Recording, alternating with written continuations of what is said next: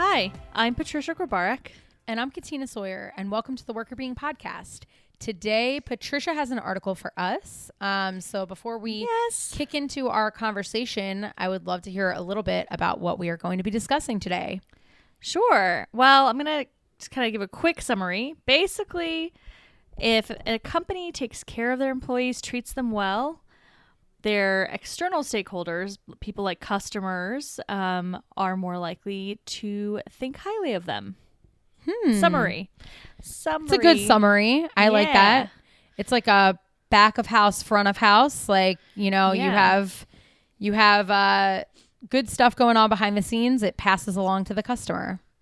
Exactly. Yes. And it's an interesting study. I don't remember if we've ever talked about a study that's this type of structure. Like, it looks at tweets and things like that. So we'll talk about that in more depth. But it was a different methodology than maybe some of the studies we typically talk about because of what they're trying to measure. So it should be fun.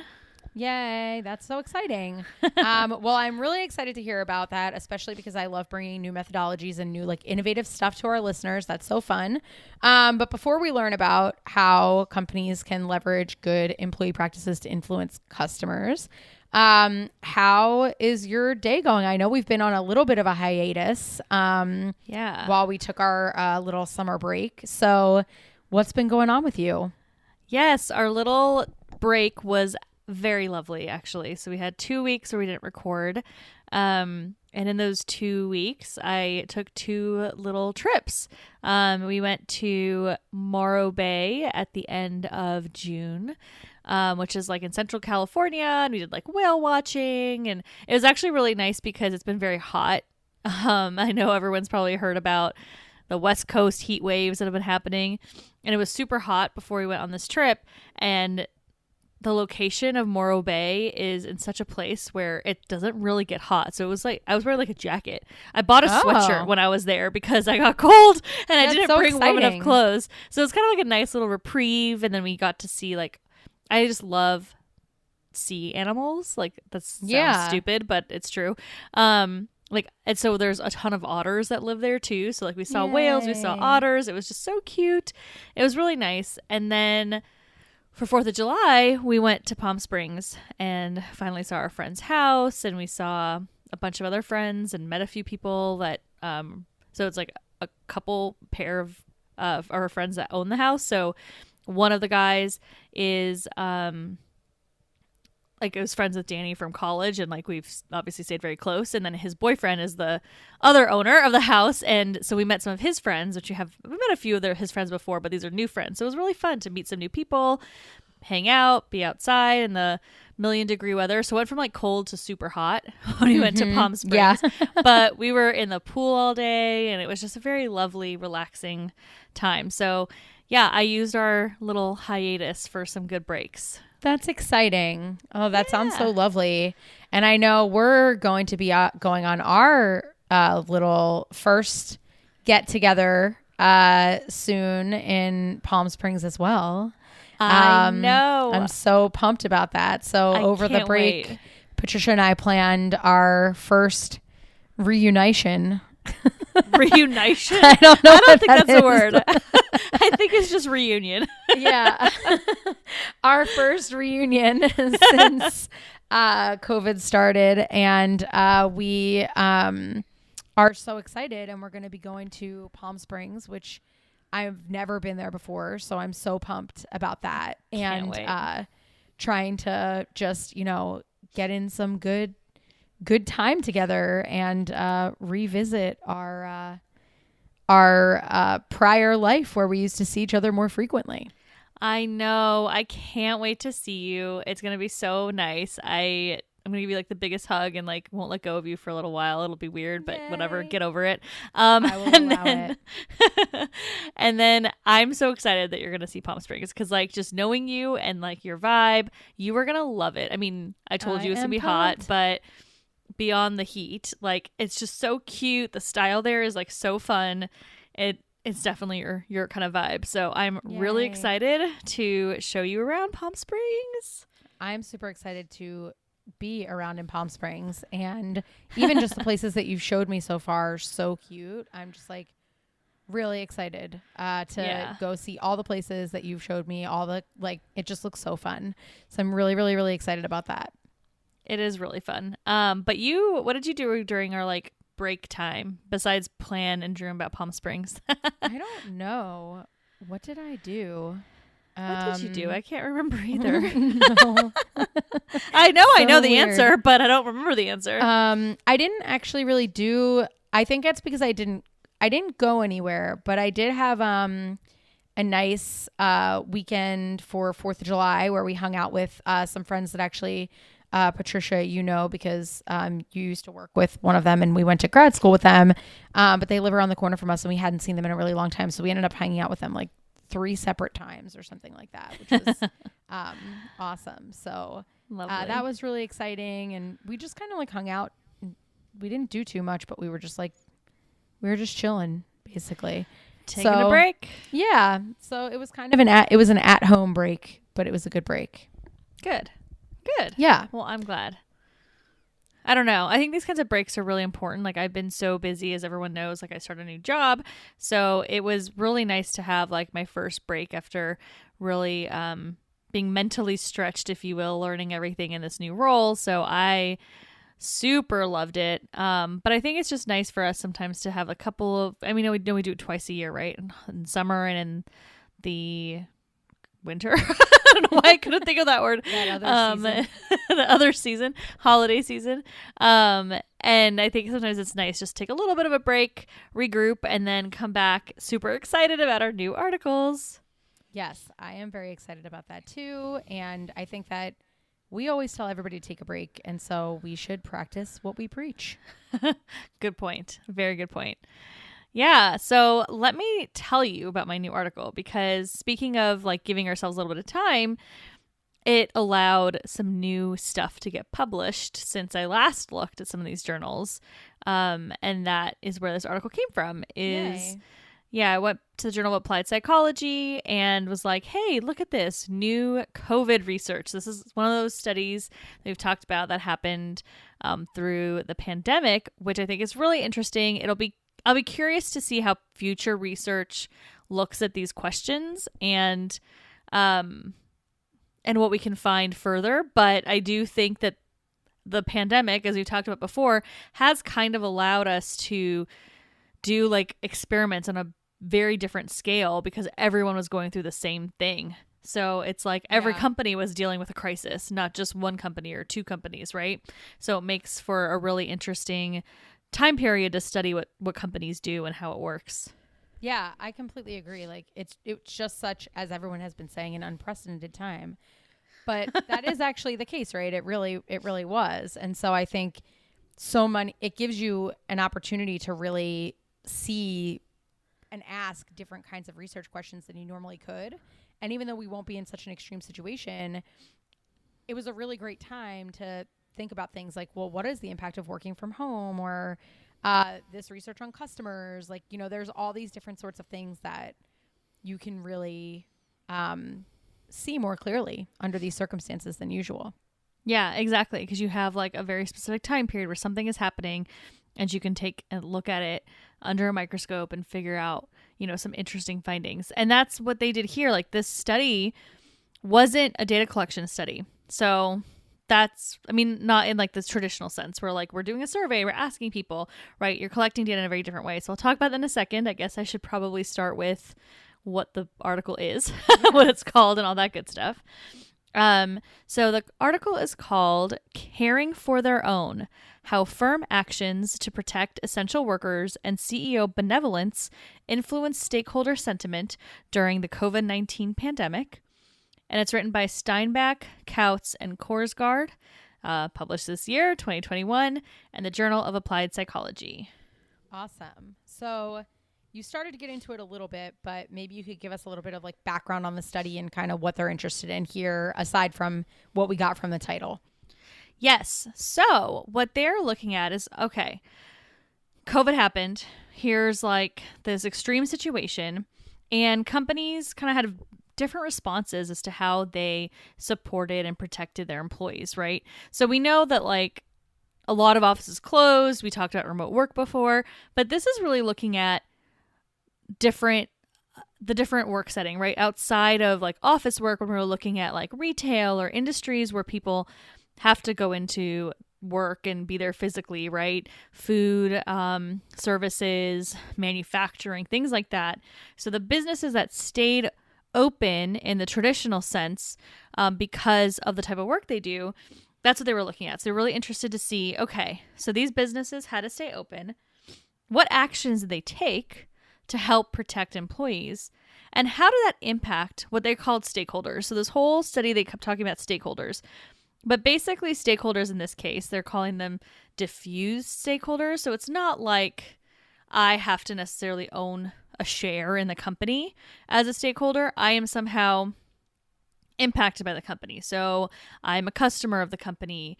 I purchase their products, or I go to that grocery store or that that restaurant or whatever, right? So it's really, you're somehow interacting with the organization, and that's how you're a stakeholder. You're not an employee necessarily. You are somebody that is somehow impacted or related to the business. And why they say diffused is because it could be somebody that like they don't necessarily have a say in how the business is run. But they have opinions which can impact their behaviors towards the business. Does that make sense? Yeah, that makes perfect sense. So it doesn't need to be someone who works there, but it could be someone who touches the business in any kind of way. So, I mean, generally when we think of stakeholders in different organizations, we often think of people who just something about their lives would be impacted by some action that the company takes. So it sounds like they're taking that kind of definition as well. Exactly. Yes. And so they wanted to see like how does the action that a company takes in this situation impact stakeholders' social approval? So social approval here is defined as basically like how positively or favorably does a stakeholder feel about a company. And other research has shown that this kind of approval can actually impact things like market reactions. So if your stock goes up or down because of how people are talking about your business, it impacts consumer behavior. So whether people are going to buy something, go to your store or not. And it actually can also impact what the company chooses to do next, right? Because they might they hear a lot of bad things going on. Maybe their social approval is really low. Then they want to do something to increase that because they know it's good PR to have people talk positively about your company versus negatively, right? Yeah. That makes a lot of sense. Yeah. So that's what they were looking at. They also did look at CEOs' demonstrated benevolence, which only really comes into play one piece. So I'll spend a little bit of time about this later, but basically CEOs' benevolence is just some sort of behavior that shows concern for the welfare of their stakeholders. And in this case, stakeholders could also mean employees, right? It could be anybody, like you said, impacted by the business. So employees, if you're coming into their grocery store, do they care about the consumer? Are they making sure that they have masks to protect the consumer too? Things like that. So it's just the CEO caring about people, really, is what it comes down to. Yeah. So they're not just showing concern for, the folks that maybe they're seeing every single day, but they're just, trying to do the right thing in this situation and this is kind of looking at, okay, what's the broader reach when you're doing the right thing? Like it might not even just be a sphere of influence that you're accounting for, but it could have an even bigger impact than you're thinking. Mm-hmm. Exactly.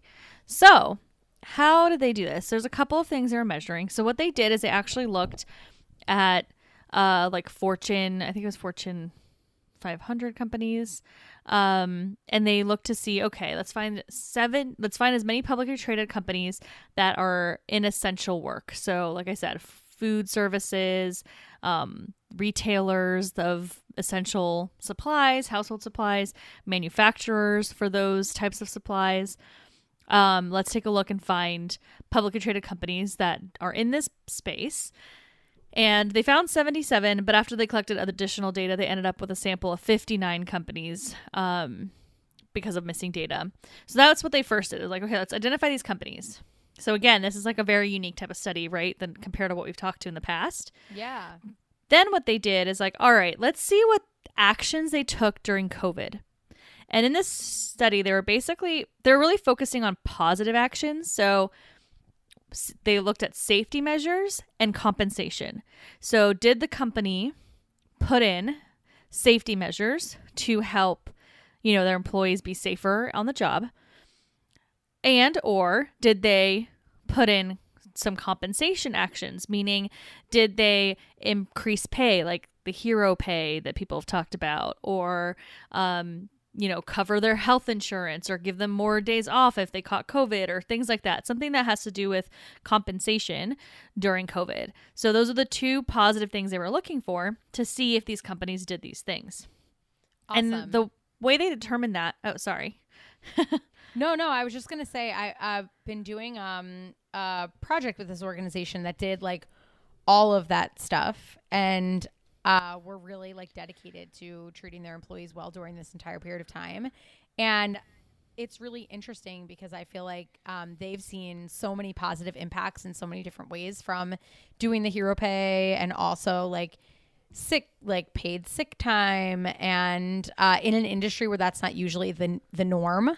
So I'm really excited to see the results because I have a hunch based on what I've been seeing that people really pay it forward when you go out of your way to be careful about them. Yeah, totally. I mean, I know the example you're talking about, and it's really nice when you see companies that care, and it does change people's behaviors. Like anecdotally, I think we could both talk about stories around this, right? Like, yeah. I know of a grocery store chain that I typically love, but then knew some people working there and they were not treated well, and I haven't gone in a very long time. So it does have an impact, like how people have been treated. And with COVID, it's especially like it's super salient right now. So it's very front of mind, maybe not as much now, but when all this was starting, it was very front of mind. So we cared about it because there is something to be said that we know, like when it comes to people's behavior, people will pick convenience over like their ethics a lot of the time, unless they're reminded of those ethics frequently. But with COVID, it's one of those things where we were reminded of it all the time because we had to put on a mask, we had to do all this stuff. So we were thinking about it a lot more, especially during the study period, which I'll talk about in a second, where we were making decisions based on what we were finding out about these companies. So I think it's a really specific period of time that we can actually do some research and really understand what's going on in a situation where it would take years to collect this type of data if we were just waiting for crises to happen in like very specific companies, and start piling up and seeing what happens. Yeah. And it feels like it's a good opportunity to also pull out like, well, what might be a positive impact of having this like shared existential threat, right? Where we're all thinking about these ethics and health issues and taking care of each other like more ever presently. Like what can we learn from that we might not want to let go of all of that, right? Which is kind of an interesting thought as well. Yeah, agreed. I think, unfortunately, I'm starting to feel like we're coming back to where we were before, and people are not changing behaviors the way I would like them to based on the things we've learned during COVID, but that's a different conversation. I won't think about that. I'll think about, I'll dream about the otters that you saw on your trip instead. That makes me happier. The lovely otters. So cute. You would love them. They were just like cuddly. I know, like, obviously I'm not going to jump in the water and like cuddle an otter, but I wish I could. Well, anyways. Did you have the otter Beanie Baby when we were growing up? I did. Me too. I have it in my apartment right now. I still have mine too. I never knew this. Gosh. The otter was one of my very favorites. Yes, me too. And actually it was really funny because Nittany loved that one too. Aww. Like I had it, and so I'd give it to her and she would carry it around like a baby kitten. Aww. Like she'd carry it on the back of its neck and then just lay with it. That's so cute. Yeah, so I still have it. That otter was a goat of Beanie Babies. There were a few that really, really stood out. The otter was for sure one. Oh yeah. That's amazing. I love that you have it too. Like what? I went through my whole collection because I had like so many of them, and I was like, I'm only gonna keep like 5, and the otter made the cut. I mean, as it should. Should. Clearly. obviously. VIP. But Anyway, sorry. Anyways, enough about otters. But hey, listeners, I hope you all love otters as much as we and do. I hope you also have the otter beanie baby. If you gave it away, you're no longer in our club. The Otter Beanie Baby Club. We're gonna get like weird pictures of like people with their otter beanie babies. Yeah, probably send them. Oh my God, please! If anyone has one, like, please send it. I would be very happy. I almost feel Love like it. we should put. I am thinking that you and I should take a picture with our otter With our beanie babies otter. and I think you're right. and post it when we post this episode. Oh, that would be so cute. I mean, like, find out more as to why we're talking about otter beanie babies. And everybody will be Listen to like, the I'm episode. good, thanks. They're like, we don't care at all. It's not a hot topic to me. Then they're missing out. Okay, Yeah. they're missing out. You're right. It is a hot topic, but Yep, you're right. We're preaching to the choir here. If you're here listening, you obviously agree. yeah, clearly you must love this little stuffed animal the way we do. Anyway, But anyways, we digress. so yeah, quite a tangent. But what they did, so they had these 59 companies. And they collected data from different places to determine like what people did and the benevolence of the CEOs, things like that. So there's this engine like Factiva, which I've never used. I don't know anything about it. But so Factiva's intelligent indexing helped them find relevant articles about what these companies were doing. So they searched for these companies and saw like any press releases, whatever, to determine if there were any actions taken in terms of these safety measures, the compensation actions, things like that. So they use this tool to help them understand what companies were doing. I guess obviously these are all publicly traded companies, which I think was intentional because then most of the time they're communicating with their shareholders what they're doing. So those types of things would be tracked somewhere, right? That's awesome. I never heard of that database either, so that's kind of cool. Well, now you can steal it and use it in your research. Factiva. Yes, Factiva. So they did that. Then they measured CEO benevolence. They basically were looking to see, like, is the CEO benevolent prior to COVID? So, and how they did that is they took stakeholder letters that were issued in their annual reports. So, like their 2019 annual reports. The CEOs usually have a letter, and then they coded in that letter, like, words and the way that the CEO wrote to determine like how benevolent this person is. So how much do they care about the welfare of the shareholders or employees? Like, what are they talking about in their letter? That's really cool. I mean, I like that methodology because it's sort of qualitative and sort of quantitative, and it's like archival, and there's no way that the people that were writing those letters could be influenced by the study because it's pre-existing. Like, they didn't even know that was going to be part of it because it's like just public domain. So that's really cool. It's like people have started analyzing tweets now. Well, that's the next thing. Oh. Yeah. All right. So, yeah, it was really interesting because I agree. I think it's interesting to go back to these letters that were pre-COVID. So there's no like, we're not looking at letters that a CEO sent after COVID where they feel like they have to talk about safety or they feel like they have to talk about employees in a certain way. You know, it's really looking at how they were before any of this happened. Yeah. So I think that's like a really important piece. And then the next thing they measured was stakeholder sentiment through Twitter. So they looked at Twitter posts about the companies, like where they, added them, hashtagged, whatever.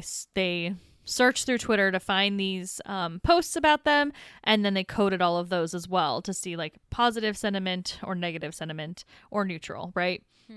So looking to see what the sentiment was towards the companies through these tweets.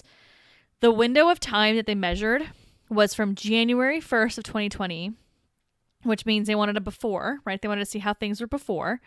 And May 24th, 2020 was the end period. And they chose that date because it was before the Twitter narrative changed around George Floyd's murder. Okay. So gotcha. they really intentionally stopped it there. And then March 13th, which is the day that the federal government declared COVID a federal emergency in the U.S., that's the date that they indicated was the onset date for COVID. Okay, gotcha. That makes perfect sense. So they have these CEO letters, and then they have public sentiments, and the letters all happened before COVID. Yep, exactly. So they're basically looking at what's your authentic, genuine investment in these things, and how does that impact how people felt about you through COVID? Yeah. So how did that impact? So they're really looking to see like how was the company impacted? Like how do people talk about the company, and did the CEO benevolence impact like help that, right? Like if people think it's authentic or not. The findings were interesting. That's the thing is this whole study, I feel like it's more complicated to explain like what they studied and how they measured it than the actual findings. But the findings I thought were pretty interesting. So when it came to safety actions, there really wasn't much of an impact. Like, generally speaking, like when they just look at a basic relationship between if they took safety actions and how people felt, there was nothing there. Okay. Kind of because they're saying their theory is they expected, like a lot of states had mask mandates, a lot of these types of things existed. So it wasn't like oh, you're going out of your way to think about the safety of your employees. Right. Like you have to do it. Right. That makes sense. Yeah. Yeah, so that was really interesting. The only place when they looked at CEO benevolence, so like, okay, so if we think about this, we've got the whole, like we just look, how does safety action impact how people feel? No relationship. But when they looked at, they grouped the, like imagine they're grouping the companies by CEO benevolence. They found something interesting come out where if a CEO was considered not benevolent, then in those companies, the positive sentiment did go up. So basically it's like, oh, well, I kind of thought that company was kind of full of jerks and they're still doing this. So I guess they're not that bad. That's interesting. So it's kind of a way of like redeeming yourself. A little bit. Yeah, it is interesting. I was surprised by it. Yeah. I mean, I guess it would be kind of like, yeah, if you're known not to be super nice, but then even though it would still be though the same thing of like it would be seen kind of like forcible, right? Yeah. But it's still like I see that you're not being actively. I mean, there were some people during COVID that actively tried not to take safety measures. Like I know people whose bosses were like, "Well, I don't care. I'm keeping the office open and just don't tell anyone we're coming in." Right. So I guess it could be like, well, shockingly, this person's listening to directions. I was thinking the same thing. I was like, maybe it has to do, and because they didn't look at negative actions, right? So people that ignored it, like I would be really interested to see this study expanded and looking at, okay, so people that took safety actions, there's the people that, didn't. What about people that like were against it, right? More actively against it, because most people were doing the safety measures. And most of these big companies, these publicly traded companies, you have to imagine they're not going to risk getting fines or doing whatever with a large, from the federal government if they're that big, right? They're usually going to just kind of go with it. Yeah.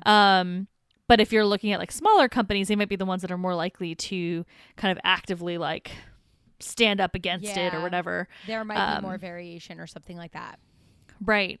So anyways, it would be really interesting to see like if someone was actively kind of going against safety measures, if what that does. But in this case, it was basically like, yeah, wow, thought they were kind of jerks, but they did something. So I guess I like them better. And maybe there's other forms of benevolence that they were showing or other things that they were saying or doing that aren't captured in this study that might have been surprising to people. Like it's possible that COVID like made people feel a certain type of way and like act a certain way that they wouldn't otherwise in other ways that's not getting captured. So maybe it's like if I thought you were a jerk and then you're actually doing some different things, but that's just not like in this study. It could have been like that, like positively violated expectations thing.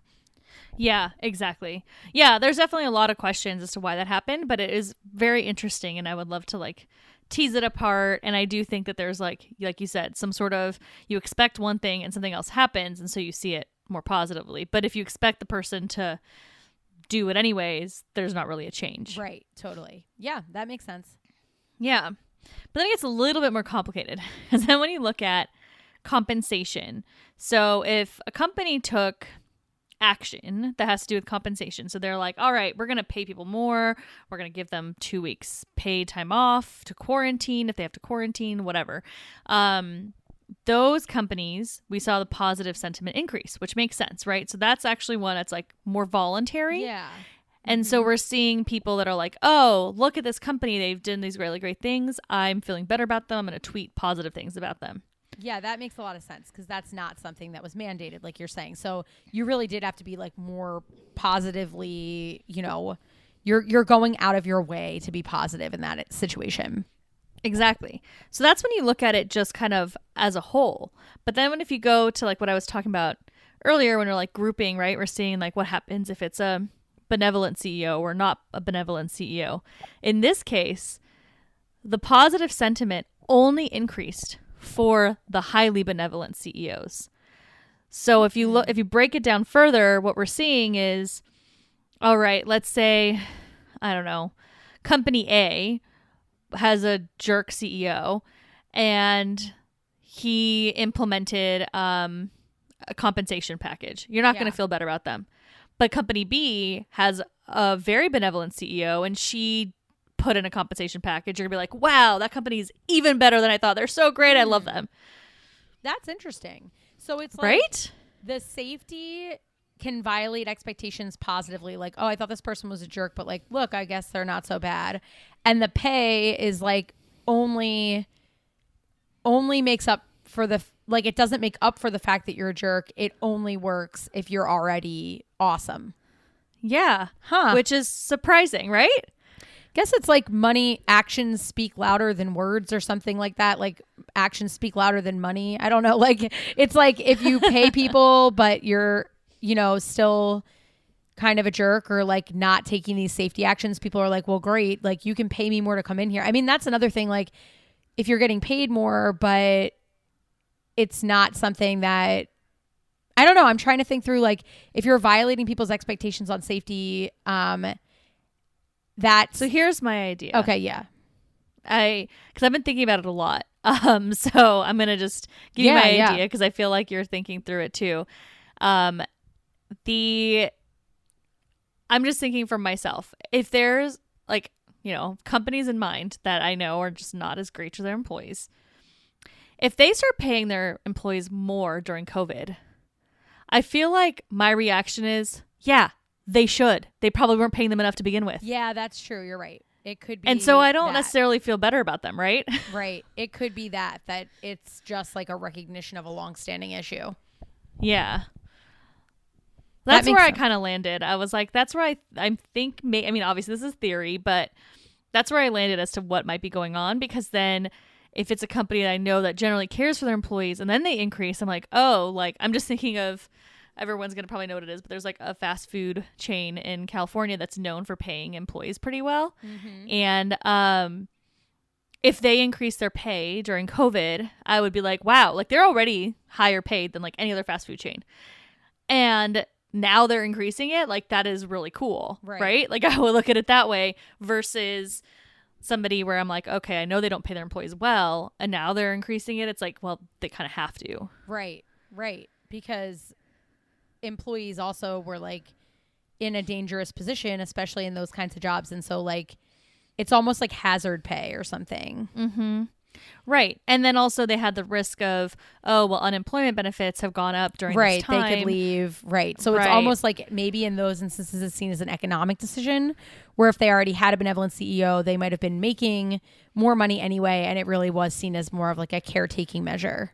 Exactly. So yeah, that's where I idea. landed. But yeah, I like that idea. I think that makes a lot of sense. So I think maybe a takeaway to think about is that you really need to invest in employees from the beginning. And while people can feel better about you for taking certain kind of measures if you started off poorly, it didn't hurt people to take those measures regardless, right? It's not like people thought worse of them when they took safety measures. So it seems like the better thing to do probably holistically, if we think of like just knowing what else we know about the literature, would be to be nice and then be nice on top of it. Yes, exactly. I feel like the big takeaway here, and I know a lot of our studies that we talk about are really kind of, we give you like what an employee can do, what a leader can do, etc. This is much like kind of a bigger picture, but I think this is a good case to make, right? That we need to treat employees better. So you can take this study and be like, hey, if you don't treat employees well, these are the kinds of things that will happen. Your customers will be like, what the heck? Like, why are you not being nice to them? Right. We don't like this. We don't want to be a part of this. So I feel like this is kind of like an additional study to put in your toolbox of like why it matters to treat employees well. And yeah, I had a similar like thought and takeaway. It's like, just treat employees better, treat them well, and people will think of you well. And then if that's the case, then, you know, the actions you take, like you said, it didn't hurt anybody if they took safety measures. It's not like it was like, oh, we don't like you now all of a sudden. No, but you see this big impact if you've done something in addition to the already good things you're doing. Yeah. So I think that's really important. Yeah, so I really liked that. I thought it was good. I would say the one big limitation that I'm very curious about is like, what would have happened if you looked at negative actions? And I think those are not public. Like they said that they're just harder to find when you look at like people saying like we did furloughs or we did whatever. Like that stuff's not usually publicized in the same way. Right. So it's harder to find, but I would be very curious, like what would happen if we did a bunch of furloughs? If I'm company A with the jerk, probably, you know, I don't know if it would drop as bad as if like company B with the nice person had to do furloughs, if that would have had a bigger hit, you know? Yeah, I think that makes a lot of sense. And some of the results that we're seeing with regard to the safety thing, as we were saying before, like we don't know what else that person was doing. So maybe it was like a Scrooge story or something where it's like all of a sudden this person's like, wow, like a global pandemic, maybe I'll be nice. And there were other things going on too. But if you took negative actions into account, like maybe other things would shake out of like why some companies didn't do as well in the rankings as you would think. You know what I mean? Like maybe it would make up for some of these other kinds of things that we're not seeing in the data. We could tell a little bit more of a complex story about at least these like less benevolent CEOs. Yeah, exactly. So anyways, I thought it was interesting. I think it's a good story, like I said, to be told if you're thinking about why should we be focusing on employee wellness? Why should we care about how our employees are feeling and how we're treating them? And beyond like, you just should, like, don't be a jerk. But like, this is another reason, right? Is public sentiment. Now we have, so there's like some research that I was seeing like in other fields. They're not necessarily in our field, but in journals like I haven't really heard of, so I didn't know much about them. But they were talking about social media and public perceptions and how people make decisions. Like companies are making decisions because of what people are saying on Twitter or on Facebook or whatever. So clearly that matters. And we know it matters for like, you know, you're doing market research. You want to make sure that your target audience like likes what you're doing. And I think that this is important, is just to think about, okay, well, now that everyone has a voice in these forums where they can share the crappy thing you did and talk about it, if you don't care about people just because you're a good person to care about people, you should probably care about that because you want your customers to come back. Yeah, there's a lot more impact. There needs to be a lot more transparency because people can't hide as much, and there's a lot more accountability because of that. So keep doing what you're doing to hold people accountable, people out there too, to doing the right thing, because your voice as a customer does matter. And that's, I think, something really cool that has developed in technology over time, is like the people matter a lot more than they used to. Mm-hmm. We've got a bullhorn now. So I think that that's a really cool thing in terms of driving companies to do the right thing and be rewarded for it, or not do the right thing and don't. So I think this is a really cool paper. I'm glad you brought this up because it's a different set of outcomes than we usually look at. A little bit bigger picture, but basically a positive sentiment for beginning to build these relationships and do these things that are benevolent, because it's not just about what happens when a crisis hits. It's also about what's happened before, and the culture that you've grown. And so I think that's a good sort of takeaway, is like, hopefully nothing like this will happen again, but smaller crises happen all the time in organizations, not maybe a world crisis, but even internally things happen. So planting those seeds can help you so that nice actions that you take are amplified moving forward. Exactly. Yes. Well stated. I think that's a great note to end on. I'm glad to share this article. It was very interesting. Like I said, it was a fun one to come back to after our little break. Something different, like not the same kinds of outcomes that we normally look at. And I really enjoyed it. And I hope everyone did too. So love to hear your stories, your thoughts. Are you one of those people that tweets at companies and makes them do better things? Let us know. If you have an otter stuffed animal from Beanie Baby, also let us know. We'd love to hear from you always. You can email us at contact@workerbeing.com. You can find us on social media on Instagram, LinkedIn, Facebook, and Twitter at workerbeing, and on our website, workerbeing.com. Thanks for listening. The Worker Being podcast is hosted by us, Patricia Grabarek and Katina Sawyer, and produced by Allie Johnson.